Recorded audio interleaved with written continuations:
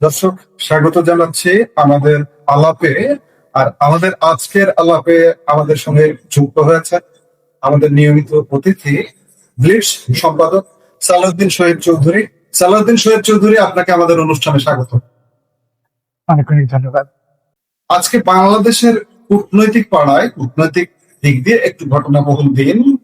প্রধানমন্ত্রী তারেক রহমানের সঙ্গে আমাদের পার্শ্ববর্তী দেশ ভারতীয় হাই কমিশনার দীনেশ ত্রিবেদী সাক্ষাৎ করেছেন। এখানে নানা আলাপ আলোচনা আছে। আমরা কোন পক্ষ থেকে আসলে খুব সুস্পষ্ট কোন বক্তব্য যেন অনেক কিছু আড়ালে আছে, অন্তরালে আছে। আমাদের অনুষ্ঠানটার নামই অন্তরালের আলাপে। আমরা সেই আলাপগুলো করতে চাই। আপনার একটা সোশ্যাল মিডিয়া স্ট্যাটাস দিয়ে আমরা আলাপটা শুরু করতে চাই। সেটি হচ্ছে, প্রধানমন্ত্রী ভারত সফরে যাচ্ছেন, ফুল স্টপ। আপনি এমন স্ট্যাটাস দিলেন কেন একদম নিশ্চয়তা দিয়ে, যেখানে বাংলাদেশের অনেক গণমাধ্যম বলছে যাচ্ছেন না, অনেকে বলা বলি করছে যাচ্ছেন না, আপনি কিভাবে নিশ্চিত করছেন? অনেক অনেক ধন্যবাদ। দেখুন, গতকাল পর্যন্ত বাংলাদেশের অনেক কথিত প্রথম সারির কাগজ তারা কিন্তু একটা প্রপাগান্ডা চালিয়েছে যে প্রধানমন্ত্রী ভারত সফরে যাচ্ছেন না। এখন যেই পত্রিকাগুলো এই প্রপাগান্ডাটা চালালো, এদেরকে সবাই তো আমরা চিনি। এদের ভূমিকা কেমন ছিল ১-১১ সময়, এদের ভূমিকা কেমন ছিল ২০২৪ বা এর আগে পরে আমরা জানি। তার মানে একটি চক্র চাইছিল না যে প্রধানমন্ত্রী তারেক রহমান ভারত যান। আজকেই যখন ভারতীয় হাই কমিশনার সেই দীনেশ ত্রিবেদীর সাথে প্রধানমন্ত্রী বৈঠক হলো, তারপর একটি প্রেস ব্রিফিং এ খলিলুর রহমান বলেছেন যে ওনারা একটা আমন্ত্রণ পত্র পেয়েছিলেন, স্বীকার করলেন। আরেকটি আমন্ত্রণ পত্র পেয়েছে ব্রিক্স সম্মেলন উপলক্ষে, সেখানে প্রধানমন্ত্রীকে বিমস্টেকের চেয়ারম্যান হিসেবে আমন্ত্রণ জানানো হয়েছে। লক্ষ্য করে দেখবেন যে শ্রী দীনেশ ত্রিবেদী কিন্তু এই বিষয়ে সাংবাদিকদের কাছে কোনো মন্তব্য করেননি। এ কারণেই মন্তব্য করেননি যে তিনি চাইছিলেন যে দাওয়াত তো তারা দিয়েছে, না হলে এবার এটা আমাদের পক্ষ থেকে জবাবটা আসুক। প্রধানমন্ত্রী যাচ্ছেন, কিন্তু এখানে একটা প্রশ্ন রয়ে গেল যে ভারত প্রধানমন্ত্রী তারেক রহমানকে উনি দায়িত্ব গ্রহণের পরপরই আমন্ত্রণ জানায় ভারতের প্রধানমন্ত্রী নরেন্দ্র মোদী তারেক রহমানকে সপরিবারে আমন্ত্রণ জানান। এই যে একটি আন্তরিকতা, এই আন্তরিকতাটাকে বিনাশ করার চেষ্টা কে করলো? কে এই আমন্ত্রণ পত্রটি ৬ মাস ড্রয়ারে ঢুকিয়ে রাখলো? খলিলুর রহমান। কেন রাখলো? কারণ খলিলুর রহমান তো তারেক রহমানের লোক নয়। খলিলুর রহমান তারেক রহমান সাহেবকে নিয়ে গেল মালয়েশিয়া, আমরা কি পেলাম? কিচ্ছু না। তিনি চীনে নিয়ে গেল, চুক্তি করালো, মানে এমওইউ, সমঝোতা চুক্তি। আমেরিকা খেপে গেল। চীন একটি বেনিয়া রাষ্ট্র। এই চীন কোনো দেশেই স্বার্থ ছাড়া বিনিয়োগ করবে না। আর বাংলাদেশের মতন এই মুহূর্তে যে পরিস্থিতি, সেই পরিস্থিতিতে যেখানে কোনো আইনের শাসন প্রতিষ্ঠিত হয়নি, যেখানে বিদ্যুতের সংকট, যেখানে চাঁদাবাজি, দখলবাজি, মব সন্ত্রাস চলছে, সেখানে কোনো সুস্থ মস্তিষ্কের ব্যক্তি অথবা দেশ অথবা কোম্পানি তো বিনিয়োগ করবে না। তাহলে বিদ্যুতের যে সরবরাহের চাহিদা, সেটা তো আমরা পূরণ করতে পারবো না। শিল্পের যে মূল চালিকা শক্তি গ্যাস সরবরাহ করতে পারবো না। চাঁদাবাজি আমরা বন্ধ করব কি করে? মানে আমাদের দলের লোকেরাই তো চাঁদাবাজি করছে। মাপ সন্ত্রাস আমরা এবং আমাদের সহযোগীরা করছে। এই টোটাল সিনারিওর মধ্যে চীন এসে বিনিয়োগ করবে না। আপনি হয়তো বলতে পারেন যে চীন তো কথা দিয়েছে, চীন তো কথা দিবেই, আমি বিনিয়োগ করতে চাই, মানে আমি আপনার কাছ থেকে একটা জমি কিনতে চাই, কিন্তু সেই জমিটা তো নিষ্কণ্টক হতে হবে। আরেকজনের বেদখল হয়ে যাওয়া জমিটা আমি কিনবো না। তাহলে বিনিয়োগ পাওয়ার জন্য যে বিশেষ বিশেষ কারণগুলো, প্রয়োজনগুলো, বিদ্যুতের সরবরাহ, আইন শৃঙ্খলা পরিস্থিতি, এটা তো নিশ্চিত করতে পারছি না। আর এই যে বিনিয়োগ আনার দায়িত্ব কাকে দেওয়া হয়েছে? আশিক চৌধুরী। এই আশিক চৌধুরী কে? ইউনুসের লোক। তার কি পূর্বে কোনো অভিজ্ঞতা আছে এই সেক্টরে? একদমই না। তো যেই লোক প্যারাসুট করে ঝাঁপ দেয় বিমান থেকে, মানে একটি বাচ্চা সুলভ লোক, আমি যাকে বলবো ম্যাচিউরিটি নাই, পরিপক্কতা নাই, সে তো কত কিছু শোনালো আশিক চৌধুরী। একটা আশিক চৌধুরী আর একটা ইউনুস প্রতিযোগিতা করে আমাদেরকে মিথ্যাচার করলো। বিনিয়োগ আসছে, বিনিয়োগের বন্যা বয়ে যাবে, আর ইউনুস বলেছে চাকরির বন্যা বইবে। কোনটাই তো হয়নি। তো ইউনুসের এমন একটি মাকাল ফলকে তারেক রহমান রেখে দিয়েছেন বিনিয়োগ বোর্ডের প্রধান করে। ইউনুসের লোক খলিলুর রহমানকে পররাষ্ট্র মন্ত্রণালয়, এই পরিস্থিতি রেখে, মানে এই সরকারটা তো আসলে বিএনপি সরকার নয়, এটা আসলে একটি পাঁচমিশালি সরকার। যে সরকারের আসলে কোনো মাথা, দেহটা আছে, মাথাটা নাই। কে সরকারের কি আমরা জানি না। তো আপনি রাজনৈতিক সরকার হলে তো রাজনৈতিক লোকজন রাখুন, সমস্যা নাই, অথবা আমলা, কিন্তু আপনি সব ভাড়াটিয়া লোক। এবং এদের আশিক চৌধুরী অন্য একটা দেশের নাগরিক, খলিলুর রহমান অন্য একটা দেশের নাগরিক। তো যারা অন্য দেশের নাগরিক, মানে তাদের এই দেশের প্রতি কোনো প্রতিশ্রুতি নাই, কমিটমেন্ট নাই, তাদেরকে দিয়ে আপনি কি পাবেন? তারা তো লুটবে, লুটতরা শেষ হলে একসময় চলে যাবে। কাজেই এই পরিস্থিতিতে তারেক রহমান হয়তো উপলব্ধি করতে পেরেছেন যে ওনাকে এখন ভারতে যেতে হবে।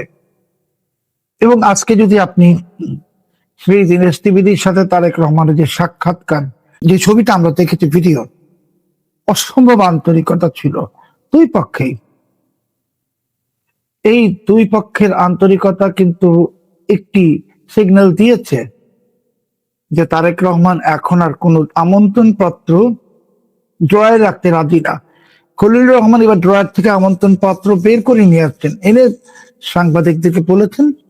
এবং প্রধানমন্ত্রী তারেক রহমান ভারত যাচ্ছেন, সেটা এই যে প্রেসিডেন্ট নির্বাচন পর্যন্ত হয়তো আনুষ্ঠানিক ঘোষণাটা আসবে না, তারপরেই এই ঘোষণাটা চলে আসবে। আপনি এই কথার মাঝে একটা কথা বললেন যে এই খলিলুর রহমান তিনি চীনে নিয়ে গিয়ে এক প্রকার বলা যায় যে বিপদে ফেলে দিয়েছেন এক প্রকার সরকারকে, মার্কিন যুক্তরাষ্ট্র কর্তৃক। কথিত আছে যে খলিল তো মার্কিন প্রতিনিধি, কিন্তু উনি চীনে নিয়ে গিয়ে সরকারটাকে এইভাবে বিপদে ফেললেন কেন? এইটা যদি একটু সংক্ষেপে ব্যাখ্যা দেন। খলিল মার্কিন প্রতিনিধি, এটা আপনাকে কে বললো? আমি যদি আমার একটা পৈতৃক সম্পত্তি যে কোনো কাউকে বিনামূল্যে দিতে চাই, একজন সন্ত্রাসীকে, আমি তো সেই সন্ত্রাসীর খুব প্রিয় লোক হব। খলিলুর রহমান কি তার জীবনে কোনোদিন কেরানির চাকরি ছাড়া কোনো গুরুত্বপূর্ণ দায়িত্ব পালন করেছেন? করেন নাই।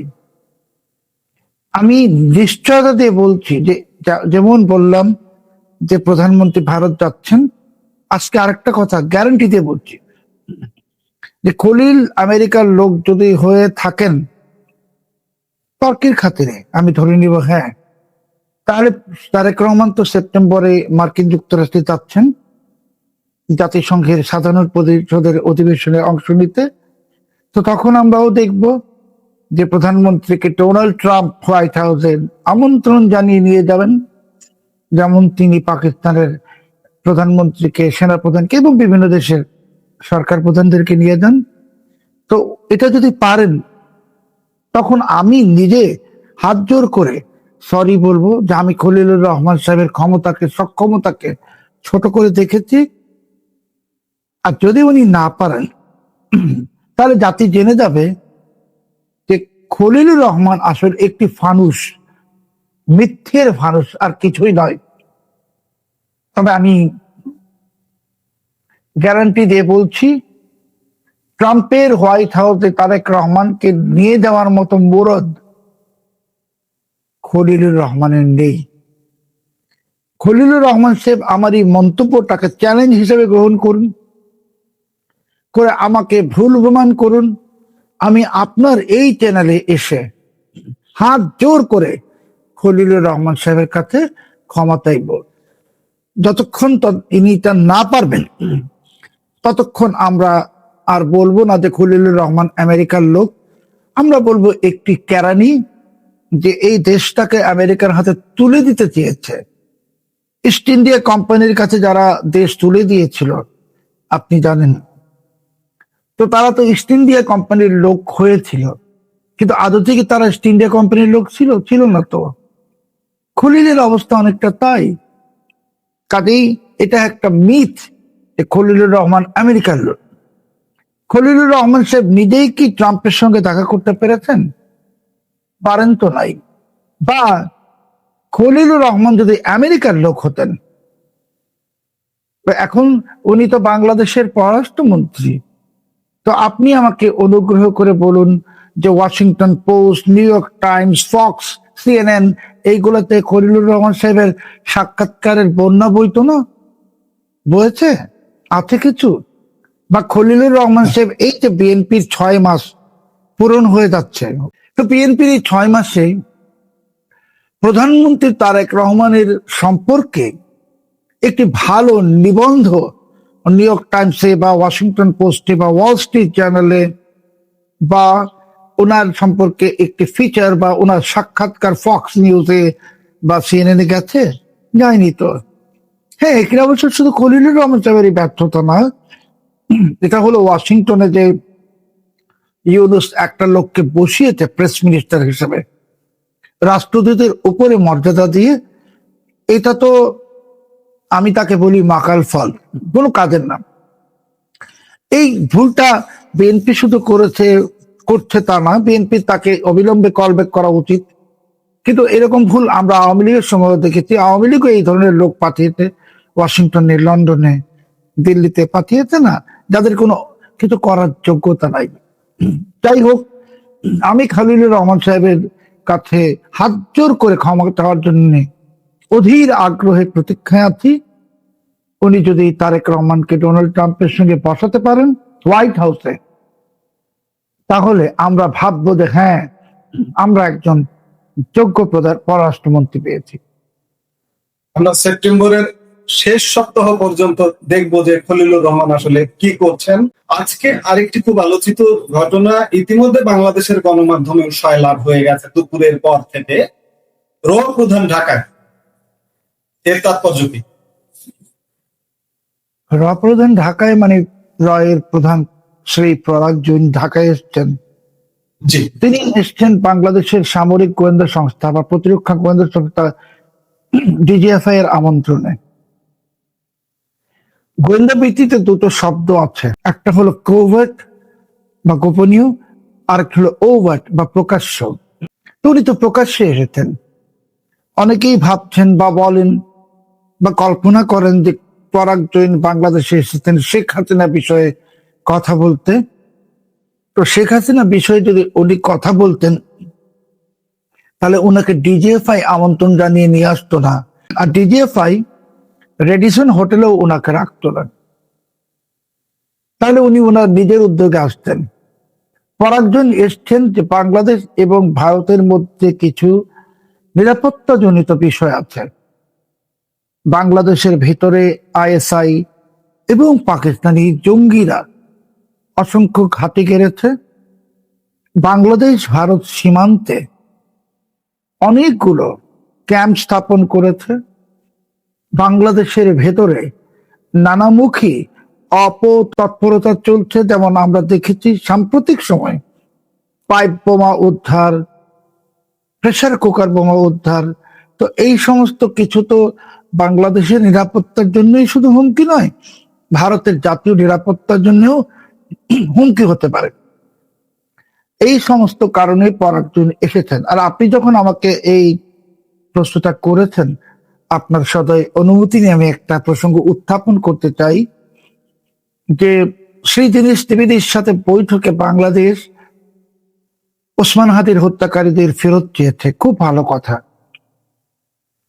তো ওসমান হাদির হত্যাকারীদের ফেরত দেওয়ার আগে এই হত্যাকারীদেরকে কারা নিয়োগ দিল? আমি তো জানি এটার পেছনে ইউনূসের একজন উপদেষ্টা ছিল জড়িত, আরো দুজন উপদেষ্টাও ছিল, টোটাল 3 জন। তাহলে ভারতে এই বাংলাদেশ থেকে গোয়েন্দারাই যাক, ভারতীয় গোয়েন্দারা মিলে একটি সম্মিলিত সংবাদ সম্মেলন করিয়ে এই ওসমান হাদির হত্যাকারীদের যে একটি স্বীকারোক্তিমূলক জবানবন্দি, বা তারা যে স্বীকারোক্তিমূলক জবানবন্দি এরই মাঝে দিয়েছে ভারতীয় নিরাপত্তা বা আইন শৃঙ্খলা রক্ষাকারী বাহিনীর কাছে, সেটা আমরা দেখতে চাই। পাশাপাশি ভারতের অভ্যন্তরে শিবিরের ক্যাডার লুকিয়ে আছে, ভারতের অভ্যন্তরে জেএমবির সালাউদ্দিন সালেহীন বহু বছর ধরে 2014 সাল থেকে লুকিয়ে আছে। ভারতের ভিতরে অসংখ্য জঙ্গিরা, সন্ত্রাসীরা বাংলাদেশ থেকে গিয়ে ওখানে আশ্রয় নিয়েছে। বাংলাদেশ সরকারের তো উচিত এই জঙ্গি এবং সন্ত্রাসীদের একটি তালিকা ভারতের কাছে হস্তান্তর করা এবং জাতিকেও জানানো এবং তাদের প্রত্যার্পণ প্রত্যাশা করা। আপনি শেখ হাসিনার প্রত্যার্পণ চান, এটা তো পলিটিক্যাল ইস্যু, আর ওইগুলো তো হলো ল অ্যান্ড অর্ডারের জন্য জরুরি যে আপনি ওসমান হাদির হত্যাকারীদেরকে আনুন। আনার আগেই তাদের বিবৃতিটা আমরা জাতি হিসেবে শুনতে চাই, কারণ ওরা ঢাকায় চলে এলে তাদেরকে হয়তো আর কথা বলতে দেওয়া হবে না, কারণ এই তার পিছনে কারা কারা জড়িত আমরা হয়তো অনুমান করতে পারছি, আন্দাজ করতে পারছি, কিন্তু তারাই তো ক্ষমতার বিভিন্ন জায়গায় বসে আছেন। বিএনপির ভেতরে না হলেও বিএনপির বাইরে, মানে জামাতও তো আসলে ক্ষমতাতেই আছে। আমরা জানতে চাই এই হত্যাকারীদের পরিচয় এবং ওসমান হাদির ভাই ওমরকে যে তাড়াহুড়ো করে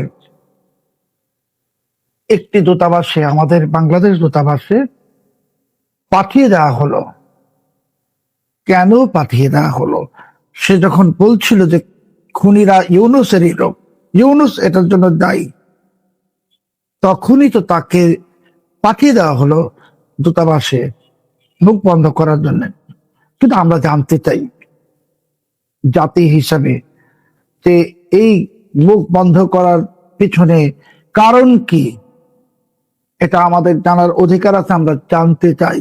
আমরা সবাই ওসমান হাদি হত্যার বিচার চাই, কারণ আমরা ৭৫ থেকে শুরু করে এখন অব্দি কোনো হত্যাকাণ্ডের আমরা পক্ষ না, কোনো হত্যাকাণ্ডকে আমরা সমর্থন করি না। কাজেই ওসমান হাদি হত্যাকাণ্ডের বিচার হতে হবে।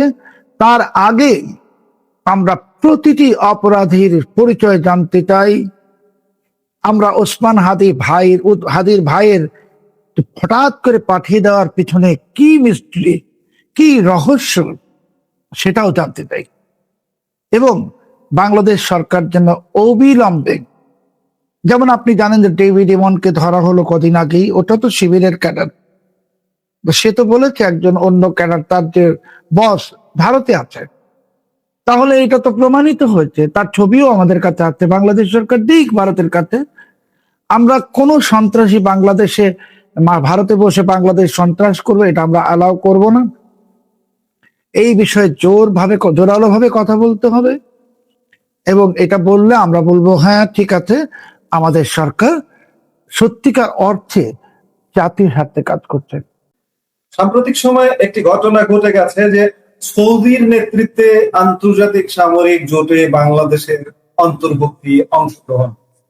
এটিকে আমাদের ভূ রাজনীতিতে এটির প্রভাব কি, ইরান বিরোধী জোট, আপনি এটাকে কিভাবে ব্যাখ্যা করবেন? দেখুন, সৌদি নেতৃত্বাধীন যে জোট, সামরিক জোট, কিন্তু সেই সামরিক জোটটা বলা হচ্ছে হুতিদের বিরুদ্ধে, কিন্তু আসলে ইরানের বিরুদ্ধে। কারণ হুতিরা তো ইরানের প্রক্সি। পাকিস্তান কিন্তু এই সমস্ত গল্প শুনিয়ে সৌদি আরব থেকে, ইউএই থেকে কোটি কোটি ডলার নিচ্ছে। তো আমরা বাংলাদেশ তো সেই সামরিক জোটে গেছি, খুবই ভালো কথা, কিন্তু আমাদেরকে বিনিময়ে কি দিল? পাকিস্তানকে $10 বিলিয়ন দিয়ে দিলে আমাদেরকেও তো $5 বিলিয়ন দিতে হবে। কারণ এই সামরিক জোটে যে যাবে, আমার সশস্ত্র বাহিনীর সদস্যরাই তো যাবেন। তো ওনাদের তো জীবনের ঝুঁকি আছে। তো এই জীবনের ঝুঁকিতে আমরা যে সশস্ত্র বাহিনীর সদস্যদেরকে পাট ফেলবো নিয়ে বা ঠেলে দিব, তারপরে ওনারা সেখানে ওনাদের কোনো অ্যাক্সিডেন্ট হলে আমরা তো শুধু ওনাদের মরদেহ গ্রহণের জন্য আর বাকি জীবনের জন্য ওনাদের পরিবারকে একেবারে ছন্ন ছাড়া করে দেওয়ার জন্য তো আমাদের এটা করা উচিত না। কাজেই সৌদি আরবের কাছে আমাদের চাইতে হবে, হয়তো সরকারের লোকরা বলবেন সৌদি আরব আমাদের থেকে শ্রমিক নিবে। ভাই, শ্রমিক আমাদের সস্তা এই জন্য নেয়, পাকিস্তান থেকেও নেয়, কিন্তু আমাদেরকে টাকা দিতে হবে। আমাদের এখন টাকা দরকার বাংলাদেশের। পাকিস্তানকে $10 বিলিয়ন দিয়েছ, আমাদেরকে $5 বিলিয়ন দাও। তোমরা ইউএই কে টাকা দিয়েছো পাকিস্তানকে, আমাদেরকে দাও। যদি বলেন যে পাকিস্তান তো সামরিক পারমাণবিক শক্তি, তোমরা তো পারমাণবিক শক্তি না, তাহলে ভাই আমরা এই জোটেও নাই।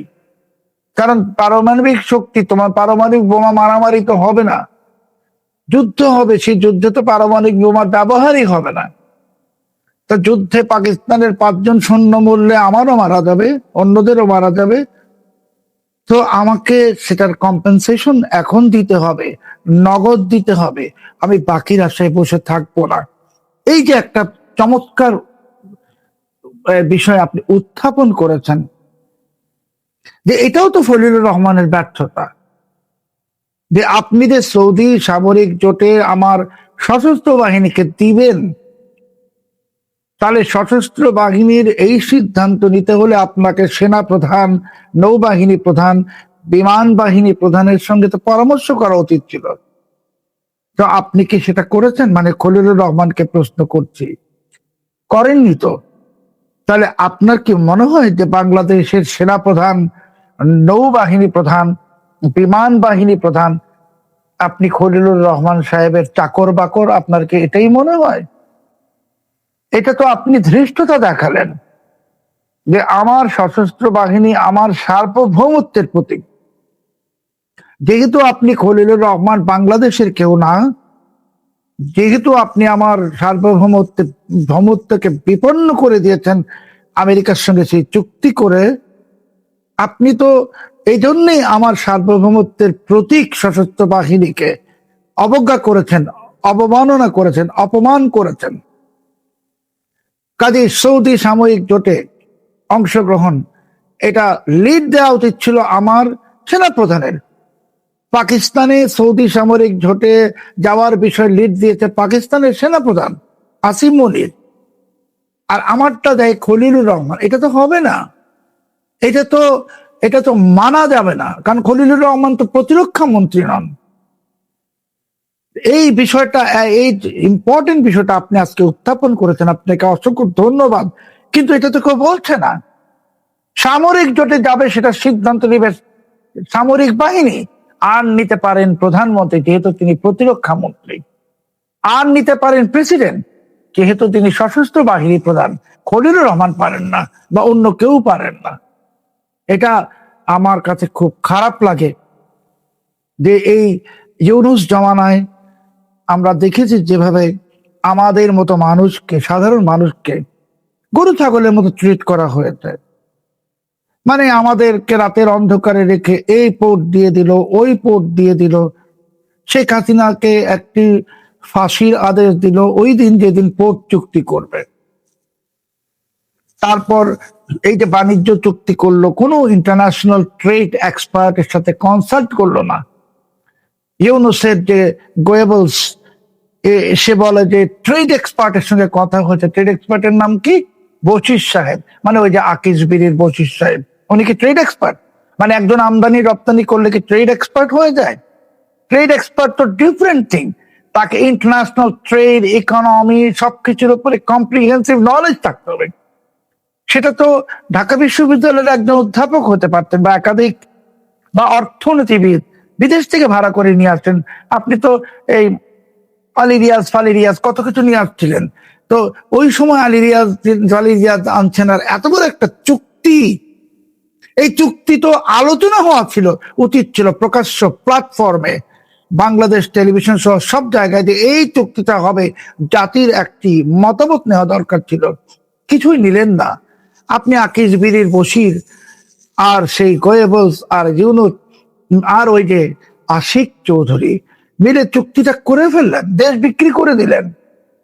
এইভাবেই আপনারা এখন আমার সশস্ত্র বাহিনীকে, আমার আর্মিকে, আমার নেভিকে, আমার বিমান বাহিনীকে আপনারা বলির পাঠা বানাচ্ছেন।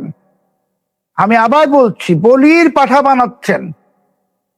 এটা নিয়ে কেউ কথা বলছে না, কিন্তু এই যারা যাবেন সেখানে, তারা যদি নিহত হন, হইতেই তো পারে, যুদ্ধ তো হতাহত হইতেই পারে, নিহত অথবা আহত, তো কাঁদবে তো সেই সশস্ত্র বাহিনীর সদস্যের সন্তানরা, পরিবাররা, স্ত্রী, মা, বাবা, ভাই, বোন, তারা কাঁদবে। এত বড় একটি জঘন্য কাজ আপনি করলেন, সেনাবাহিনী প্রধানকে জানালেন না, নৌবাহিনী বিমান বাহিনী প্রধানকে জানালেন না। আপনি বলবেন তাহলে জঘন্য কেন? আমরা তো জাতিসংঘ শান্তিরক্ষী মিশনও পাঠাই। জাতিসংঘ শান্তিরক্ষী মিশনে একটা অ্যাক্সিডেন্ট হলে বিশাল কম্পেনসেশন আছে, আর ওইটা তো শান্তি মিশন, আর এটা তো যুদ্ধ। সেখানে যদি কম্পেনসেশন হয় 5 টাকা, এখানে কম্পেনসেশন হবে 50 টাকা। তাহলে এরকম শর্ত থাকতে হবে যে একজন সদস্য সশস্ত্র বাহিনী যিনি যাবেন, কোনো অঘটন ঘটলে, সেটা নিহত হোক বা আহত হোক, তার জন্য একটি বড় অঙ্কের টাকা, সেই বড় অঙ্ক মানে কমপক্ষে $15 কোটি, 15 কোটি, 20 কোটি ক্ষতিপূরণ দিতে হবে নিহত হলে। আহত হলে 5 কোটি, 6 কোটি। তাহলে কি যে একটা অ্যাক্সিডেন্ট হলে ওই সশস্ত্র বাহিনীর সদস্যদের স্ত্রী, সন্তান, বাবা, মা, ভাই, বোন, তাদের সারা জীবনের কান্না আমাদের জাতিকে বহন করতে হবে না? আমাদের পররাষ্ট্র নীতির একটা নীতি আছে যে সকলের সাথে বন্ধুত্ব, কারোর সাথে শত্রুতা বা বৈরিতা নয়। এই যে আমরা সৌদি জোটে গেলাম, নিরপেক্ষতার প্রশ্নে আমরা ক্ষতিগ্রস্ত হব কিনা? সৌদি চলে গেলাম নিরপেক্ষতার প্রশ্নে, আপনি তো পাকিস্তানের সাথেও সম্পর্ক রাখেন। যদি চুক্তিতে আসেন, তা 71-এ 30 লাখ মানুষকে হত্যার দায়ে, আমার 5 থেকে 7 লাখ মা-বোনের ইজ্জত লোটার দায়ে, বাঙালি জাতির একমাত্র শত্রু তো পাকিস্তান। হিটলার যদি বেঁচে থাকতো, আপনার কি মনে হয় যে ইহুদি জাতি হিটলারকে আপনজন মেনে নিত? কখনোই না। তো আপনি তো বাংলাদেশে যারা চিহ্নিত শত্রু রাষ্ট্র পাকিস্তান, তার সঙ্গে সম্পর্ক করছেন। তো কাজেই ওই পররাষ্ট্র নীতির ব্যাপারটা, এটা তো শুরুতেই প্রশ্নবিদ্ধ। পাকিস্তানকে যেদিন আমরা স্বীকৃতি দিলাম, সবার সাথে বন্ধুত্ব, কারো সঙ্গে বৈরিতা নয়, ঠিক, কিন্তু আমরা তো বৈরিতা করি। আমরা তো ইসরায়েল রাষ্ট্রের সাথে বৈরিতা করি, আমাদের পাসপোর্টও লেখা আছে। তা আপনি তো পররাষ্ট্রনীতি মানেন না। আপনি কি আপনার পাসপোর্টকে ওপেন করে দিয়েছেন? কাজে এইগুলো হলো নেহায়েত একটি কথার কথা, যেই কথার কোনো মূল্য নেই। আসলে আমি যেটা বলছি বলে শেষ করব, যে গণতন্ত্র বলুন আর কি তন্ত্র বলুন, সেটা বড় কথা না। যেই দেশের জনগণের মূল্য থাকে না, 18 কোটি বাঙালির যদি মূল্য না থাকে, বাংলাদেশের যদি মূল্য না থাকে, তাহলে এই সমস্ত কথা অর্থহীন। 18 কোটি মানুষের যদি মূল্য থাকে, তাহলে আওয়ামী লীগের 6-7 কোটি মানুষের মূল্য থাকবে। তাদেরকে যেখানে পাচ্ছেন সেখানে নির্যাতন করছেন, নিপীড়ন করছেন। আজকে খুব খারাপ লাগলো যে একটি ভিডিও দেখলাম, আমি সত্যি কি মিথ্যা সেটা জানি না, যে একজন আওয়ামী লীগ নেতা হওয়ার বা আওয়ামী লীগ কর্মী হওয়ার অপরাধে তার কন্যাকে বলাৎকার করা হচ্ছে প্রকাশ্যে। যে এই দৃশ্য যদি আমরা দেখি, তাহলে জাতিকে সম্মান দিচ্ছে না রাষ্ট্রযন্ত্র। 18 কোটি মানুষকে সম্মান দিতে হবে, সেটা আওয়ামী লীগ হবে, সেটা বিএনপি হবে, সেটা জাতীয় পার্টি হবে। তখন আমাদের গণতন্ত্রের কথা, সবার সাথে বন্ধুত্ব, কারোর সাথে বৈরিতা নয়, এই সমস্ত কথা বলতে হবে। আর আমাদের মধ্যে যে একটি ডাবল স্ট্যান্ডার্ড, সেটা গণতন্ত্রের ক্ষেত্রে, বিদেশ নীতির ক্ষেত্রে, বিশেষ করে বিদেশ নীতির ক্ষেত্রে ডাবল স্ট্যান্ডার্ড, দ্বিচারী ভূমিকা, দ্বিমুখী ভূমিকা, তা আওয়ামী লীগও করেছে, তার আগের সরকারও করেছে ইসরায়েলের ব্যাপারে। এই সমস্ত দ্বিমুখী নীতি থেকে বের হয়ে আসতে হবে। আমরা এখন আন্তর্জাতিক সম্প্রদায়ের প্রত্যেকের সাথে সম্পর্ক করব। আমরা জাতীয় স্বার্থকে প্রায়োরিটি দিব। জাতীয় স্বার্থকে প্রায়োরিটি দিতে হলে ভারতের সাথে সম্পর্ক অবশ্যই গভীর করতে হবে।